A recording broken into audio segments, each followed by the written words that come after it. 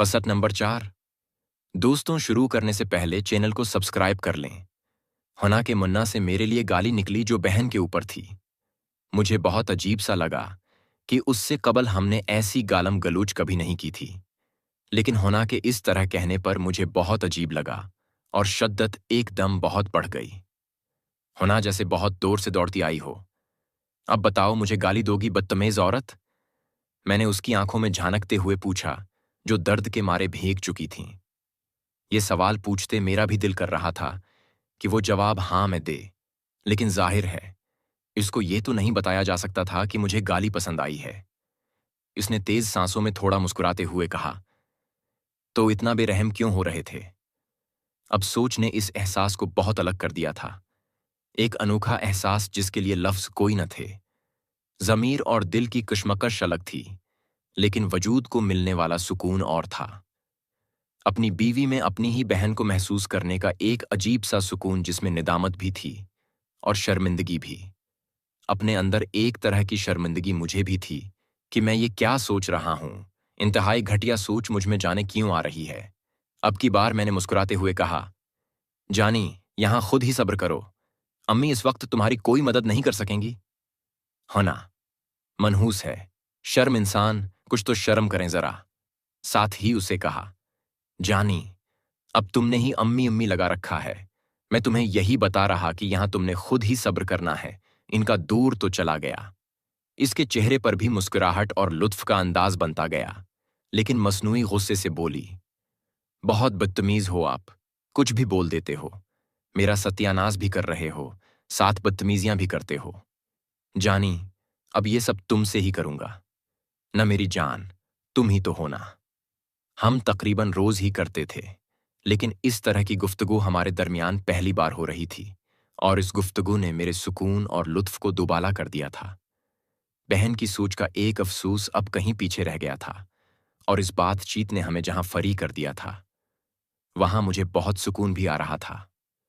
सुबह जब आंख खुली तो मैंने देखा कि हाना वाशरूम में नहा रही थी। मैं भी उठा और उसके साथ शरारतें करते हुए नहाया। हाथ में न धविया और वो किचन की तरफ चल पड़ी। अगर मैं इन सब बातों की तफसील लिखूंगा तो कहानी पूर और गैर मुताल्लिका बातों में उलझ जाएगी। इसलिए सिर्फ वही वाकयात लिखे जाएंगे जो एक भाई को बहन की तरफ ले गए। मैं भी थोड़ी देर बाद उठकर नीचे गया, नाश्ता किया और दफ्तर की तरफ निकल गया।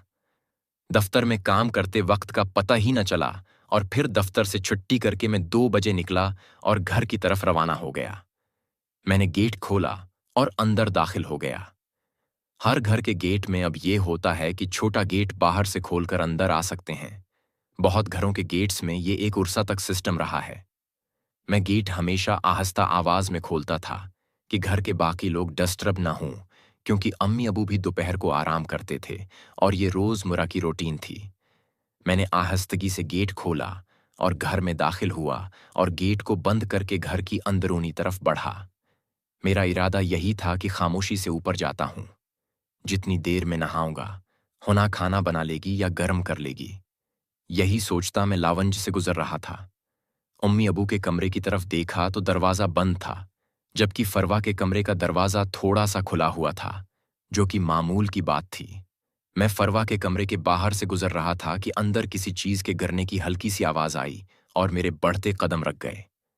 पहले मैंने सोचा कि छोड़ो, जो भी गिरा है मैं नहीं देखता।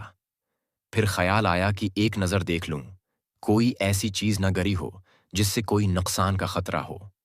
ये सोच ज़हन में आते ही मैं फरवा के कमरे की तरफ बढ़ा और नीम खुले दरवाजे को खोल के अंदर देखा।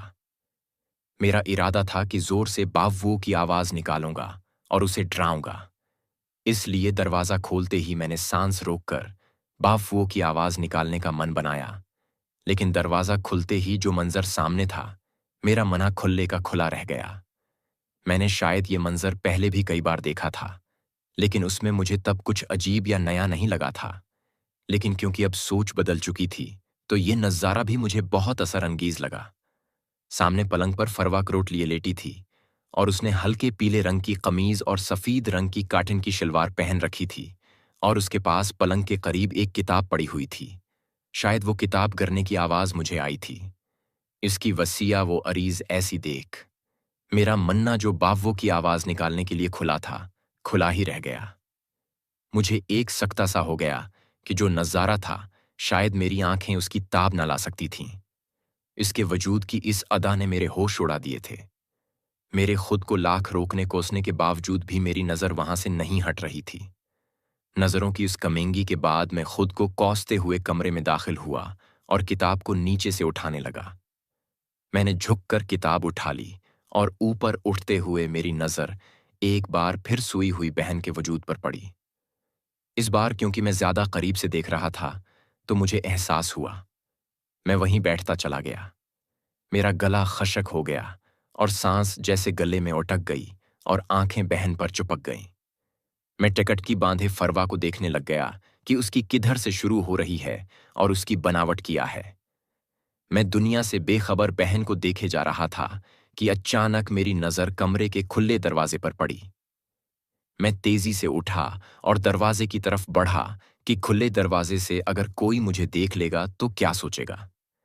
मैं उठकर दरवाजे के पास पहुंचा तो एक अनजान सी ताकत ने मुझे फिर पीछे मड़ने पर मजबूर किया और मैंने पीछे मड़ के देखा तो मेरी बहन इसी तरह बेखबर सो रही थी। मेरे ज़मीर ने मुझे बहुत मलामत करना शुरू कर दी कि ये क्या कमेंगी कर रहे हो, घर में कोई देख ले तो क्या सोचेगा, अगर वो जाग जाए तो फिर उसे क्या मुना दिखाओगे। अभी पहली बात भी पुरानी नहीं हुई, वो यही सोचेगी कि तुमने जान के हाथ मारे थे। इस सोच के आते ही मैं उसके कमरे के दरवाजे से बाहर निकला और ऊपर अपने कमरे की तरफ बढ़ गया। अपने कमरे का दरवाजा मैंने आहिस्तगी से खोला तो देखा हुना भी बेसुध सो रही है। मैंने बगैर कुछ सोचे कमरे का दरवाजा बंद कर दिया और वही कमीनी सोच मेरे जिहन में एक बार फिर उतराई कि हुना भी सो रही है। अमी अबू भी कमरे में हैं तो क्यों ना जरा सा फरही को और देख लिया जाए। थोड़ा सा उसका जलवा देख लेने में क्या हरज है। इस सोच के साथ ही मैं वापस मुड़ा। लेकिन जमीर साहब भी बड़े फर्ज शनास थे। फौरन बोले, अरे कमीने, तेरी सगी छोटी बहन है, इसको देखने चला है, कुछ तो गैरत कर ले। लेकिन दूसरी सोच भी बड़ी भारी थी।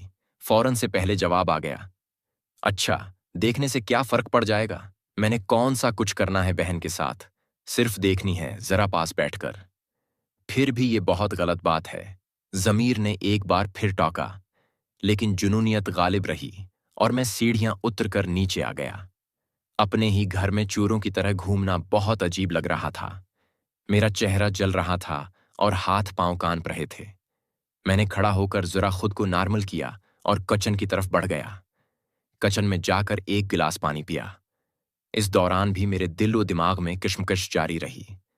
लेकिन आखिर जुनूनियत की हुई और एक भाई बहन की पहाड़ियों के पीछे ओझल हो गया और बहन की कशिश भाई को इसके कमरे के दरवाजे तक ले आई।